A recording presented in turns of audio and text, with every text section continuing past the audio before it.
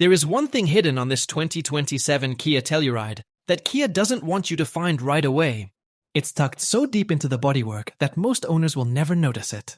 And honestly, once I show you where it is and what it means, you're going to look at every car in a parking lot completely differently. We'll get there. But first, let me show you why this might be the most complete family SUV on the market right now. Because on paper, it looks incredible. In person, it hits different. The original Telluride dropped in 2020, and it basically broke the mold. Every other 3-row family SUV at the time looked like a bar of hotel soap. Smooth, bland, forgettable.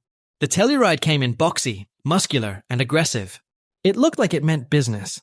Families went crazy for it, and now, for 2027, Kia has done a full redesign. And somehow, they made it look even better without losing what made it special. The boxy DNA is still here. It's still got that wide planted stance. But everything's been tightened up. The proportions feel more premium, more intentional. Standing next to it in a parking lot, I kept thinking, this thing looks like it belongs in a different price bracket. Think closer to a Range Rover than a minivan substitute. But that's not even the weirdest part. Let me show you what's going on in the details. The XPro trim I'm looking at here is the off-road focused version. And it's not just marketing. Ground clearance on this thing is 9.1 inches, exactly 1.7 inches more than the standard model. All-terrain tires come standard. Recovery hooks front and rear, which honestly feels like a flex for a daily driver, but I respect it. If you're ever crawling through a trail in the Rockies on a long weekend, you'll be glad they're there. Now here's something I genuinely love. The door handles are flush with the body when the car is locked. The whole side of the car looks completely clean. Walk up, unlock it, the handles pop out automatically. It's one of those details that makes a vehicle feel expensive without actually adding a ton of cost. Around back, the Telluride earns its best angle. Vertical taillights, clean lines, strong rear presence. The rear wiper is actually hidden up under the roof panel, so you never see it from the outside. It keeps the whole rear end looking sharp and uncluttered. Kia also tucked a hidden tow hitch behind a clean panel. And if you look close enough on the hitch itself, there's a set of coordinates stamped into the metal. The GPS location of Telluride, Colorado, the town the SUV is named after. That's a small touch, but I love it. Now, about that hidden thing I mentioned at the top. Every car sold in North America is legally required to have a red reflector on the rear side panel and an orange one on the front. Most automakers just slap them somewhere visible or wrap their headlights around to include them. That regulation is actually the reason so many cars have those wraparound lights that hit both the front face and the side fender. Kia didn't want to do that on the 2027 Telluride. So instead, they buried the reflectors. Way down at the bottom. I mean low. The rear one is nearly at ground level, almost invisible unless you're specifically hunting for it.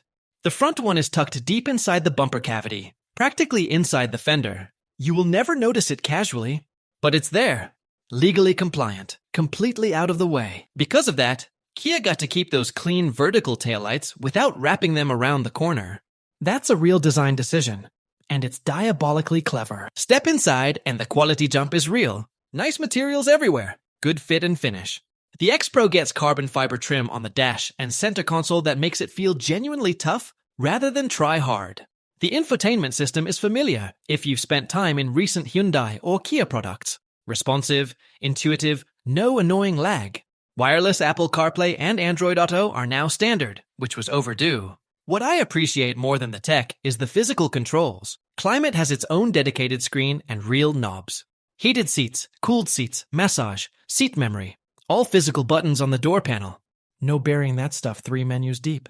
For a daily driver, that matters way more than most reviewers admit.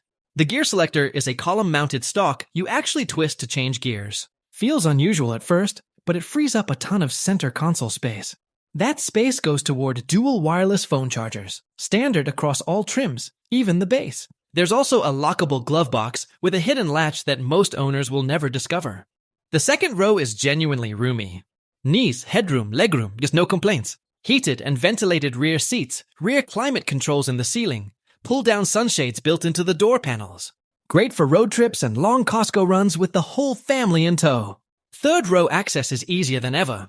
Press a button, the seat tilts and slides forward without disturbing a car seat. And the third row itself offers heated seats, something basically no other SUV in this class offers. Cargo area is surprisingly deep even with all 3 rows up. There's a household power outlet, a built-in ruler on the cargo floor panel, and a tailgate light you can dim or brighten with a touch slider. That one feature alone will make late-night grocery unloading so much better. Now we have to talk about what's under the hood, because this is where Kia just changed the game. For years, the Telluride relied on that thirsty, old-school V6. For 2027, the V6 is officially dead. In its place, the base engine is now a 2.5-litre turbocharged 4-cylinder that delivers 274 horsepower and 311 pound-feet of torque. That's a massive jump in torque over the old model. But the real disruptor is the all-new 2.5-litre turbo hybrid. It pushes a combined 329 horsepower and 339 pound-feet of torque, targeting an estimated 35 mpg. Towing stays strong too, with up to 5,000 lbs on the gas model and 4,500 lbs on the hybrid. Finally, you can have a massive, boxy SUV without the V6 gas bill. It's more power, more efficiency, and honestly, the engine this chassis has been waiting for. Thanks for watching SpecShift.